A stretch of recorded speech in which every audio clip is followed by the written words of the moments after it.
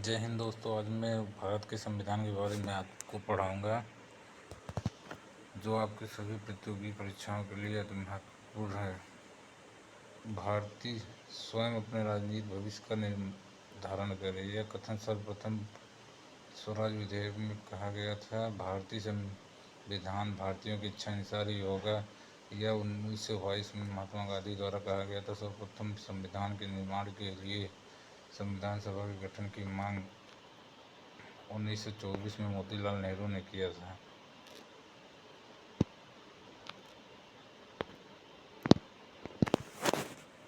Most important है मोतीलाल नेहरू। भारतीय जनता को अपने संविधान का निर्माण करने की पूर्ण स्वतंत्रता होनी चाहिए, यह कथन 1934 में पंडित जवाहरलाल नेहरू द्वारा कहा गया था। 1937 में गठित विधानसभाओं की मांग की गई थी।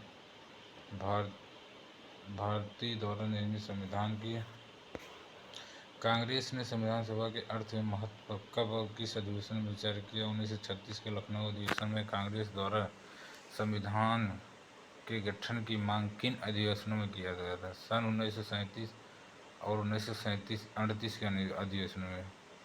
क्रिप्स मिशन का आगमन 22 मार्च 1942 को हुआ था। भारतीय संविधान के निर्माण के लिए निर्वाचित संविधान सभा के गठन को स्वीकृति किसने प्रदान की थी? क्रिप्स मिशन के द्वारा। किसके द्वारा प्रदान की गई थी? क्रिप्स मिशन के द्वारा। कैबिनेट मिशन के सदस्यों का नाम बताइए। सर स्टैफोर्ड क्रिप्स, लॉर्ड बैंथिंग, लॉरेंस एवं ए.बी. अलेक्जेंडर। कैबिनेट मिशन का आगमन 24 मार्च 1946 को हुआ था।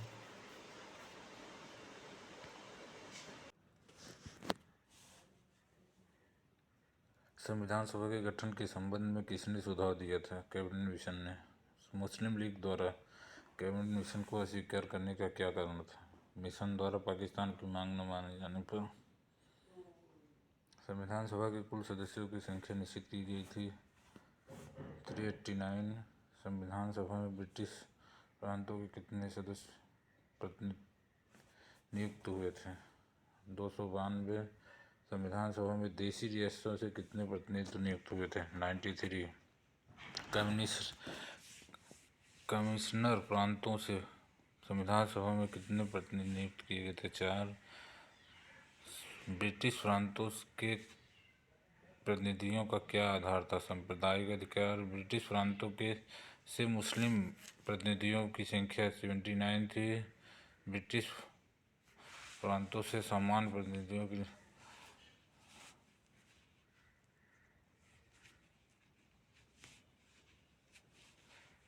की संख्या 213 थी। ब्रिटिश प्रांतों से सिख प्रतिनिधियों की संख्या 4 थी। संविधान सभा का चुनाव जुलाई 1946 दिल्ली में हुआ। संविधान सभा के सदस्यों का निर्वाचन अप्रत्यक्ष रूप से हुआ था। संविधान सभा के निर्वाचन हेतु मतदाता संविधान सभा के सदस्य थे। संविधान सभा की प्रथम बैठक 9 दिसंबर 1946 को दिल्ली में हुई थी। इसके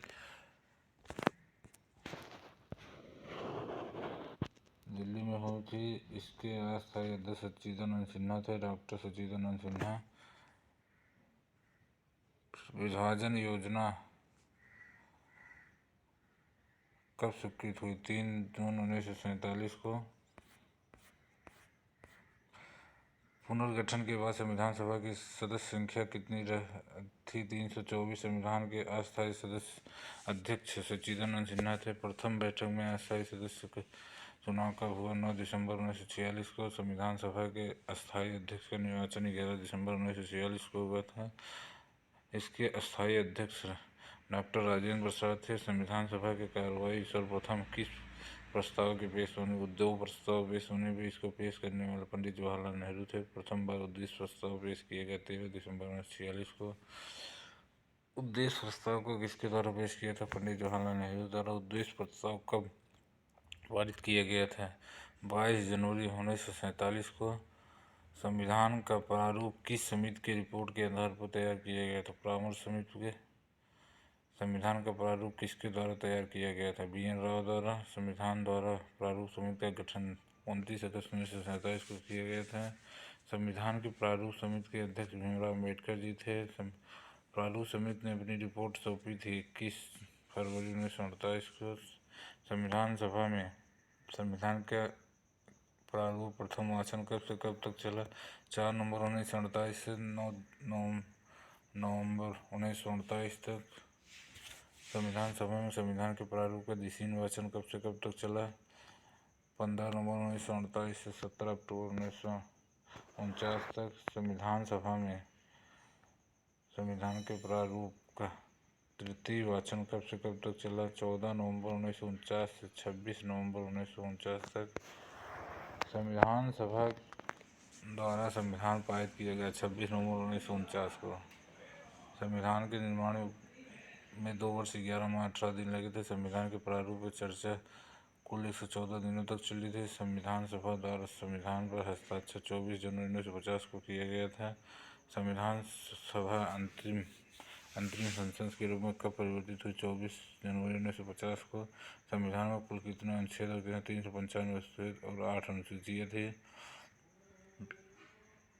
संविधान के वह कौन सा प्रावधान जो 26 नवंबर 1949 को लागू हुआ था?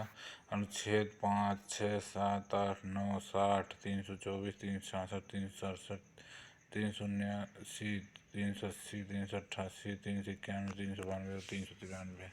ये सारे अनुच्छेद जो है 26 नवंबर 1949 को ही लागू कर दिए गए थे। संविधान को पूर्ण रूप से कब लागू किया? 26 जनवरी 1950 को। संविधान की अंतिम बैठक 24 जनवरी 1950 को। भारतीय संविधान में कितने भाग, कितने अनुच्छेद और कितनी अनुसूचियाँ हैं? 22 भाग, 395 अनुच्छेद और 12 अनुसूचियाँ हैं।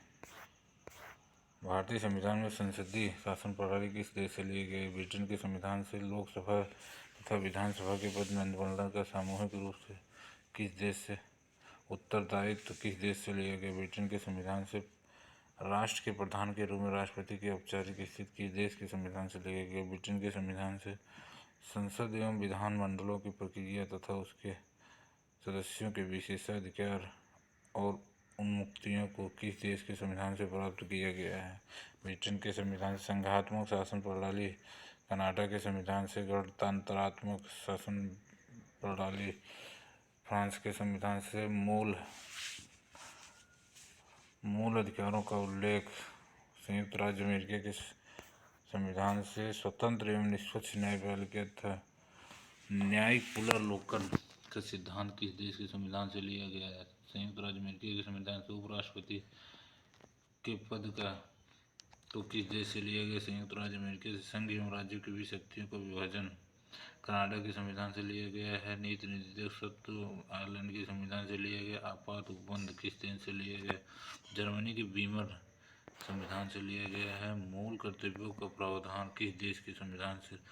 पूर्व सोवियत संघ रूस से। समवर्ती सूची का प्रावधान ऑस्ट्रेलिया के संविधान से लिया गया है। संविधान में संशोधन की प्रक्रिया दक्षिण अफ्रीका के संविधान से लिया गया है। संविधान सभा का गठन कैबिनेट मिशन योजना के तहत किया गया था। भारतीय संविधान अंगीकृत, अधिनियमित एवं आत्मर्पित किया गया 26 नवंबर 1949 अर्थात मिति मार्गशीर्ष शुक्ल 7वीं संवत 2006 विक्रमी को। भारतीय संविधान किसके द्वारा अंगीकृत, अधिनियमित एवं आत्मर्पित हुआ? भारतीय जनता द्वारा।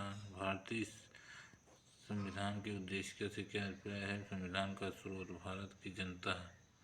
इसका उद्देश्य अंगीकार की तिथि से है।